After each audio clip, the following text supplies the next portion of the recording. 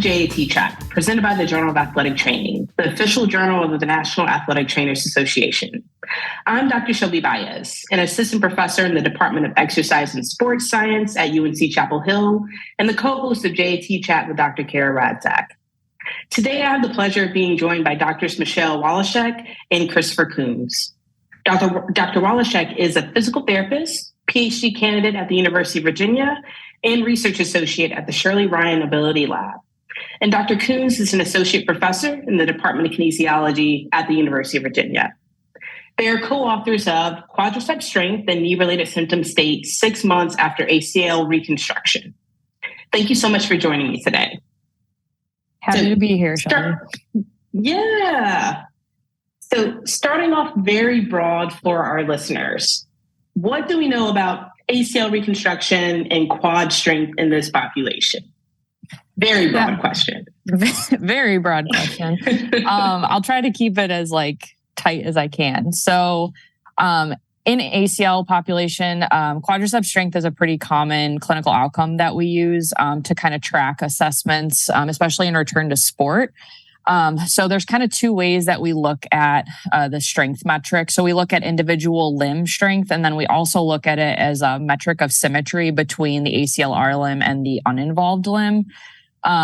We tend to use this because it can be used clinically and in research. So in the clinical space, we usually use handheld dynamometers. And then within the research space, we can also use those types of equipment, but then we can also use more precise measurements like biodex and those types of things. We know that in the ACLR population, with isometric quadriceps strength, especially, it's more of the common metric that we use. Individuals tend to demonstrate better outcomes if they have increased strength of their ACLR limb after surgery. And then also if they have higher limb symmetry, so closer to that 100% would be that both their limbs are symmetrically strong, they have these better outcomes. So specifically, individuals after ACL reconstruction usually report better function being anything from accessing their environment on the day-to-day to performance and return to sport, as early as 6 months post-ACL reconstruction, all the way up to 13 years after ACL reconstruction. So those are kind of things that we look at. And then it's also been associated with, specifically symmetry has been associated with a decreased risk of re-injury in this population. So we kind of want to make sure that those quads are functioning appropriately and they're functioning very similarly after ACL reconstruction. Anything to add, Chris? That the timing also matters. So recently there's been a series of studies that have come out that have looked at not just is strength related to re-injury or to long-term outcome, but when you measure strength, does that matter? And it does seem like earlier after surgery, maybe 3 or 4 months after surgery, folks who are more symmetrical and stronger may actually have a higher risk of re-injury within 2 years because they gain confidence more quickly, they get cleared to participate in sports more quickly, they're exposed to things that are high risk more quickly. And then at later time points, 7, 8, 9 months after surgery, folks who have higher strength or better symmetry seem to be potentially at lower risk for re-injury. So there is something about when we do the assessment, when in the clinical progression it occurs, that lets us know kind of whether or not it's a good thing or maybe a not so good thing. Yeah, that makes a lot of sense. Michelle, you were mentioning a little bit more about these different clinical criteria and clinical cutoffs and limb symmetry. Just for some of our listeners who may not be as familiar with LSI and clinical threshold cutoffs, can you just talk us through these different clinical cutoffs and what are they associated with, specifically as we think about outcomes after ACL reconstruction? Yeah, for sure. So in the individual limb, there's been a established criterion for several years now. We use this metric, anything greater than 3.0 Newton meters per kg. An easier way to kind of think about this is 3 times your body weight.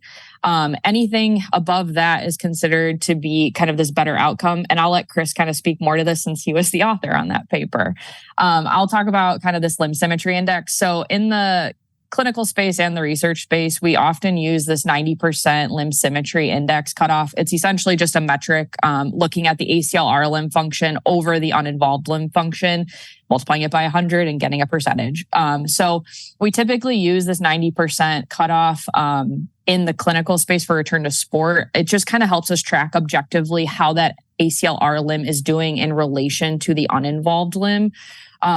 And so anything less than 90% is considered to be like a higher risk for re-injury in this population. Again, to Chris's point, kind of that timing of when this is all happening is important as well. And I think, as he said, there's been newer research studies coming out about when that timing is the important thing to reach that 90% or greater. The one thing we kind of don't know at this point is above 100%. So if that ACLR limb is doing better strength-wise, or maybe for hopping metrics, is that a good thing or a bad thing? So I think one thing we need to think about in the future for this population is looking at healthy individuals that are uninjured and seeing kind of how this symmetry metric plays out. And so that's kind of where we stand right now. I know Elizabeth Walsand had a paper on kind of this symmetry index and its kind of relationship in the ACLR population, and that might not be the best metric to use to track return to sport objectively. So Chris, you want to talk a little bit more about the 3 Newton meters per kg in the individual limbs? Sure. Yeah. So I published a paper maybe, I don't know, it's almost 10 years ago now. I think I'm getting old. And then Brian Petrosimone down at the University of North Carolina also around the same time published a very similar paper, and we found something that was like extremely similar, which is always a good thing. You know, replication is really important.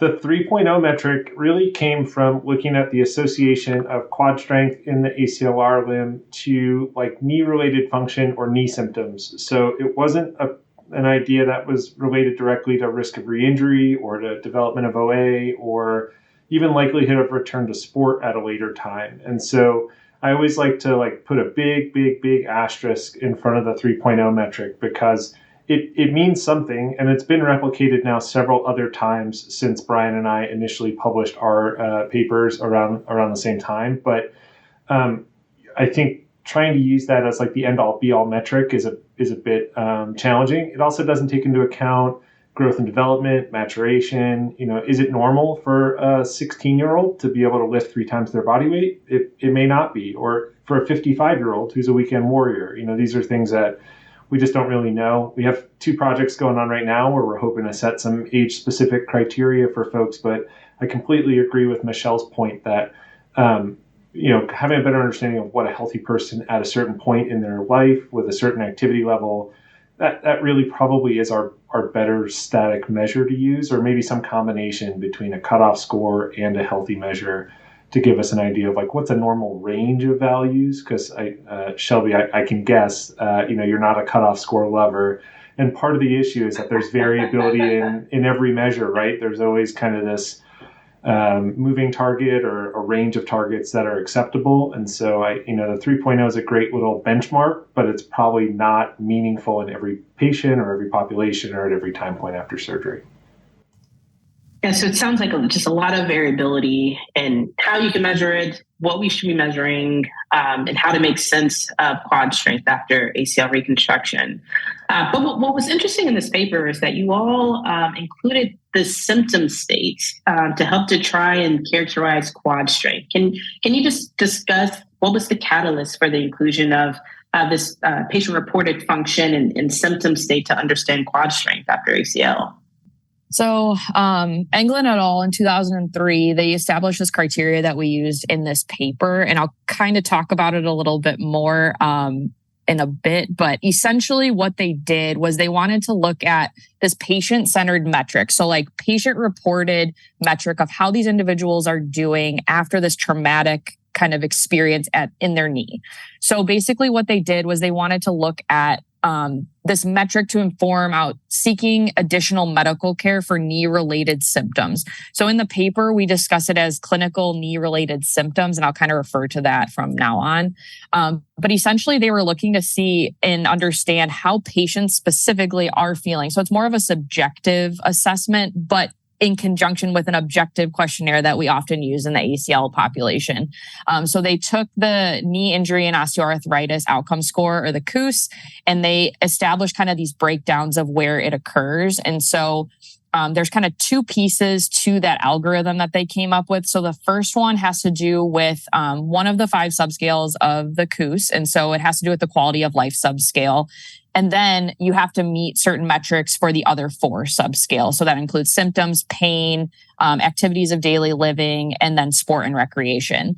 I can speak a little bit more about the specifics of those if you'd like me to, Shelby. Okay. So basically, individuals who scored less than 87.5 on the KOOS quality of life and met 2 of the following criteria. So KOOS symptoms less than 85.7, KOOS pain less than 86.1, KOOS ADL less than 86.8, or the KOOS sport and recreation less than 85.0.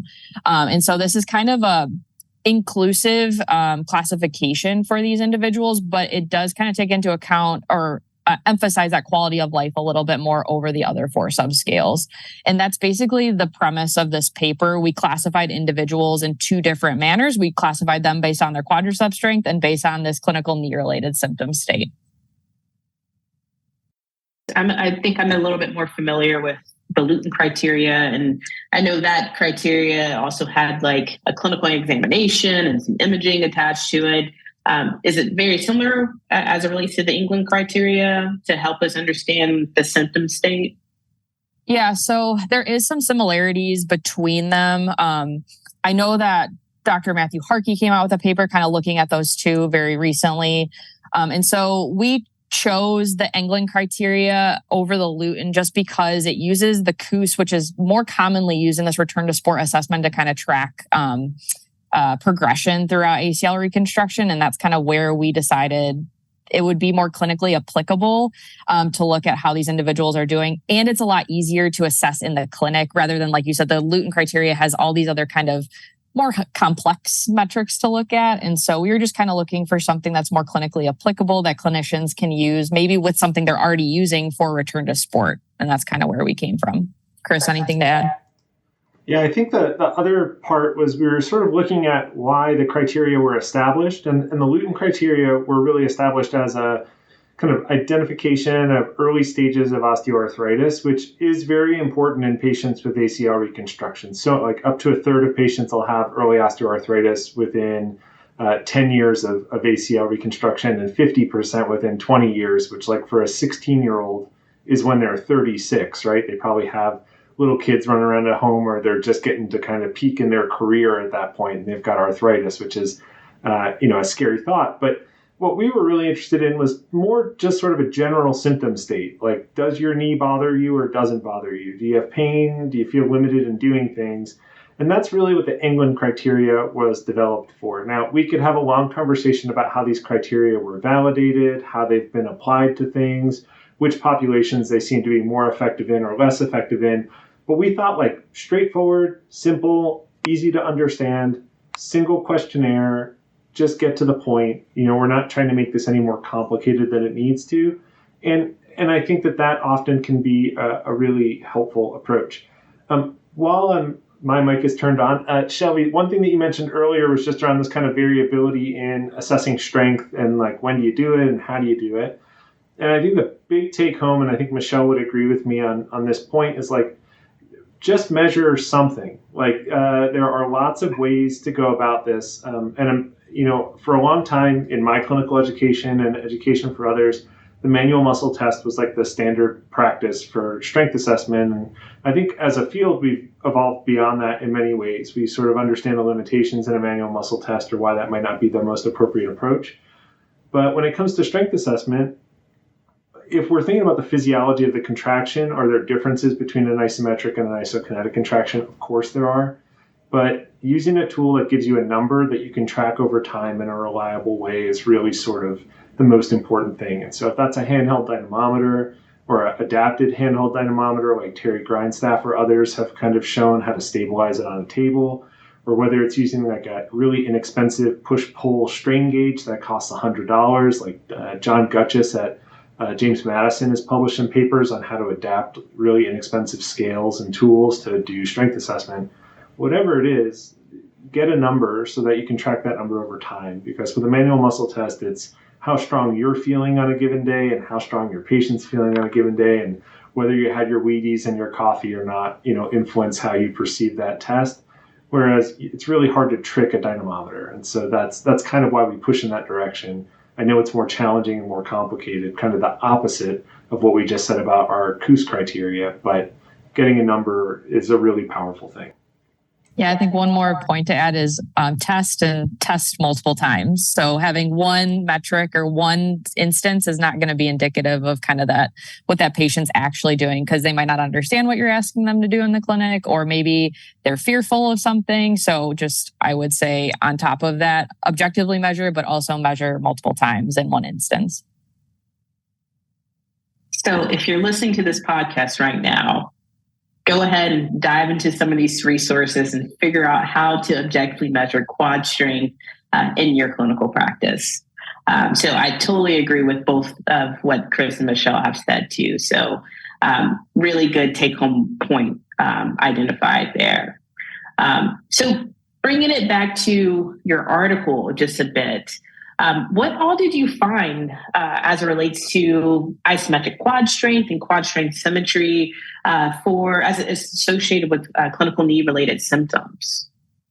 So like I said earlier, I kind of mentioned this, but kind of blew past it. We classified individuals in two different ways. So we classified them based on their England criteria. So did they have unacceptable clinical knee-related symptoms? So they were below those metrics I had mentioned earlier. And then we also classified them based on their quadriceps strength in their ACLR limb, as well as their limb symmetry index. So we parceled out these individuals, and we had 4 groups that we ended up with. We had individuals who met both the strong and symmetrical piece. So they were above 3 times their body weight in that ACLR limb, and they were above that 90% symmetry. We had a strong only group. So they only met that strength criteria and they were below 90% for their symmetry. We had symmetry only. So they were above 90% symmetry, but didn't meet that individual ACLR limb metric. And then we had the neither strong nor symmetrical group. So they didn't meet either of these criteria. And these individuals were between 5 and 7 months post ACLR. So they've been through their rehabilitation. They're kind of in this latter stage of rehabilitation, transitioning into more sport specific and like higher level function at this point. So I just want to keep that in mind for anyone that's listening. I think the most interesting thing we found was that of the 173 participants that we included across these 3 sites that we worked with, and thank you to all of our collaborators on this project, because we wouldn't have been able to do this without you. We found that 65% of these individuals were in that neither symmetrical or strong category, which is crazy to think about as a clinician. Because a lot of times, there was an article recently published by Burroughs et al., and they were saying how most rehab or physical therapy visits are used up by 16 weeks post-op. So they've transitioned out of rehab, and now they're not even meeting these common clinical thresholds that we have objectively. So that's a little bit concerning. If you want to be more concerned, 85% of our entire sample did not meet one or both of those quadriceps strength metrics. So that is kind of an eye-opening piece to kind of think about. And we've kind of seen this in our data sets as we've been writing more papers recently. So it is definitely something we need to think about, I think, as clinicians, of how do we improve our care for these individuals? Because we want to see them ultimately go back to sport or back to their physical activity or back to their activities of daily living without having this fear of re-injury or any complications afterwards. So we did unfortunately find there was no association between saying that I have acceptable clinical knee-related symptoms and I meet the strong and symmetrical criteria. So there was no association there from the data. And it also didn't hold for anyone that was in that symmetrical only group to be acceptable clinically for that knee-related symptom. And I think kind of this came from our groups were incredibly unbalanced. As I said earlier, based on how individuals met these strength criteria, we had 65% in that neither strong nor symmetrical, and only 26 individuals that were in our strong and symmetrical group. Our strong only group only had 4 individuals that met it. And then our symmetrical only group only had 30 individuals.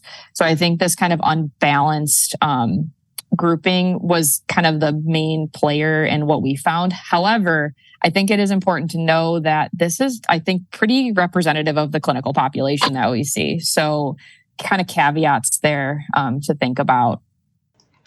I think that it's interesting. I'll take it from the flip side instead of on the quad side, the symptom side. If we look at patients who are between 5 and 9 months after ACL reconstruction, somewhere between 30 and 45% of those patients are going to report unacceptable symptoms that are limiting their ability to be active. And that doesn't take into account other patient-reported outcomes that also have a negative impact on their ability to be active, things that are more in Shelby's area of expertise, right? Things around confidence and grit and anxiety and social support and all these other factors that are super important. Not that those don't influence symptoms as well, but there's lots of people that have independent processes outside of symptoms related to those things. And so, I do think we sort of do this thing when we have these interviews where we're just talking about the bad stuff, right? Like, oh my God, so many people weren't symmetrical and so many people have symptoms. And it's true. I think clinically, if you were to objectively evaluate or to get an outside evaluator to come in and test all your patients, you're going to find that a lot of them are probably not where you'd like them to be from a metrics perspective.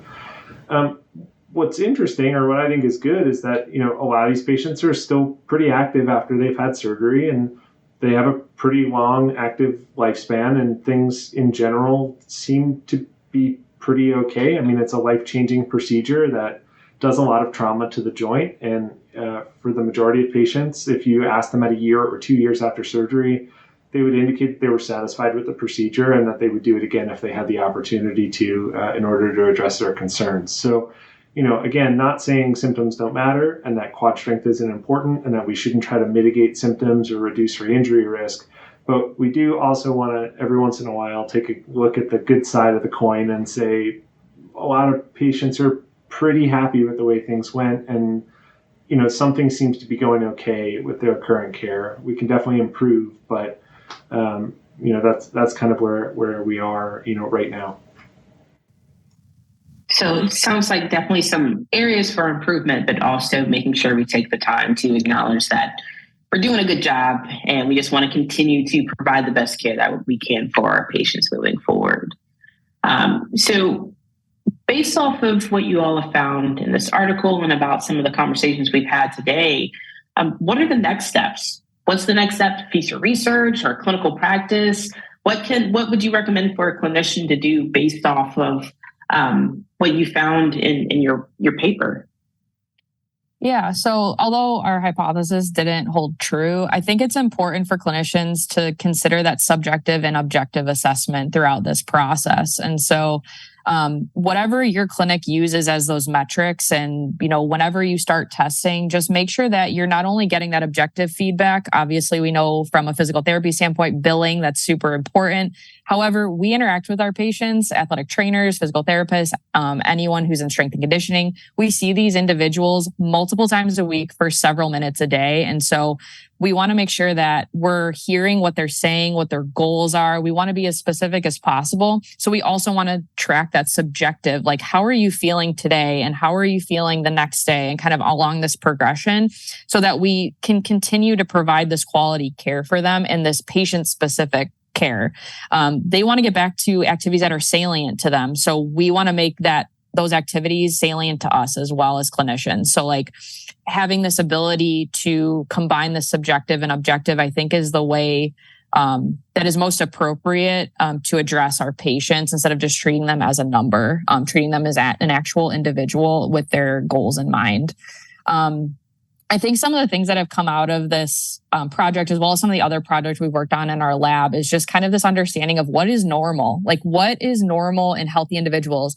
As researchers, the best thing would be to track everybody. And then if they get injured, we know pre-injury what they were looking like realistically, we know that's not really possible. So how can we understand from a healthy perspective what is normal for symmetry metrics, for hopping, for strength? I think we've done a better job psychologically understanding maybe what healthy looks like comparing these individuals. But functionally, I think we kind of forget that piece a lot of the time because we're so concerned about these individuals after this traumatic surgery and injury. But I think now we're getting to the point of like, what is normal? So what can we compare these individuals to? So I think looking at that is super important moving forward. And then as a clinician, for any young clinicians or even seasoned clinicians out there, just try to look into the evidence. What is most recent? What's going on? I think we get stuck in these ruts of just, I see something, I hear something from my colleagues, I read it, and then I hold on to it for several years until I hear something different or I see something different. So just try to check in with the literature or your colleagues every so often, whether that's having, maybe clinic-wide discussions or just informal discussions while you're at the clinic.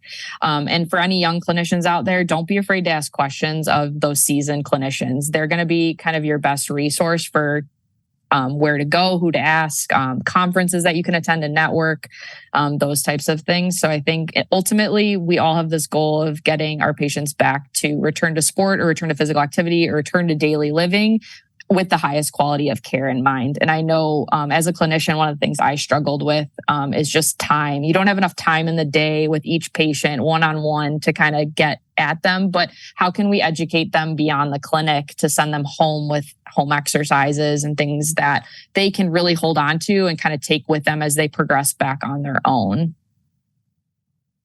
Measure things. It's important. I know numbers are hard to manage sometimes, and where do I put, how do I store it during the assessment so that later on I can put it in the EMR? And I totally get all those limitations that happen on a daily basis. We collect the majority of our data in the clinic here at UVA, and so we get it. It is really challenging.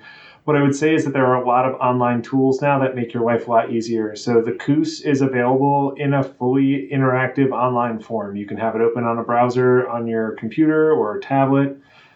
Same thing with the IKDC and the ACL-RSI and a bunch of these other scales. Or there's downloadable spreadsheets where the patient can just click right in the spreadsheet what their answers are, and it will tabulate the scores for you. And so Google is a powerful tool, or Bing, or whatever you use. And there's a lot of useful tools that are out there that will help in cutting down some of that administrative burden in a way that can help you to do this stuff. And then the third one would be, I think, kind of trusting your eyes in what's in front of you. If you think a patient's in distress, they probably are, and using some good kind of not leading questions, some open-ended questions that allow the patient to sort of lead you in the direction of what's going on without interrupting them or without trying to push the conversation in the specific direction that you're interested in.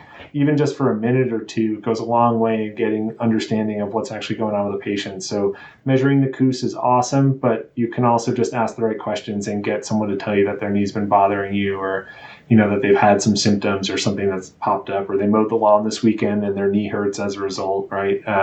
This is all stuff that, you can get through a good clinical interview. Not being afraid to refer out if you need it as a clinician. Sometimes it's beyond our scope of practice what these conversations lead to. So just like Chris said, have those open conversations with your patients and use your eyes and your ears to really make and help your clinical decision making.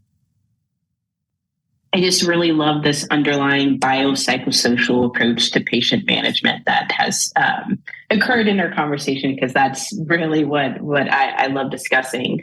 So I really appreciate the conversation and the take-home points you provided for our listeners today.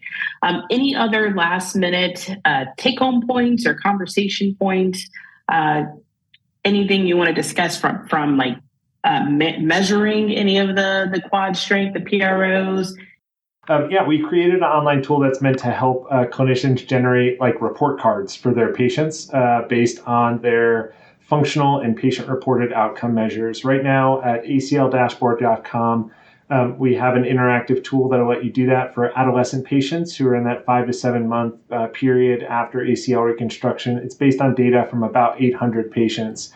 In the coming month, we should have updates pushed for that tool that should include adults at the same time point, as well as adolescents and adults at earlier and later time points. So currently we've got about 2,000 patients worth of data, and we're pushing about 4,000 patient encounters that'll power that tool. And so it gives some fun graphs and it compares it to the large data set. When you input someone's hop distance, it tells you that they fall in the 87th percentile or 55th percentile. I think of it like a height weight chart for ACL reconstruction. So hopefully that's something that can be helpful. It's also printable. So after you generate a report, you can hit Control P or Command P, whatever your print command is, and actually print a PDF of it and upload it into the EMR so that you've got kind of longitudinal data on the patient that's in front of you. And then give that link one more time for our listeners. Sure, it's acldashboard.com. We tried to make it pretty simple. Awesome. Well, Chris and Michelle, thank you so much for joining me today. And this article will be available free of charge by the Journal of Athletic Training. And I highly recommend everyone go and download this manuscript in a future issue of the Journal of Athletic Training. Again, thank you so much, and we will see you next time.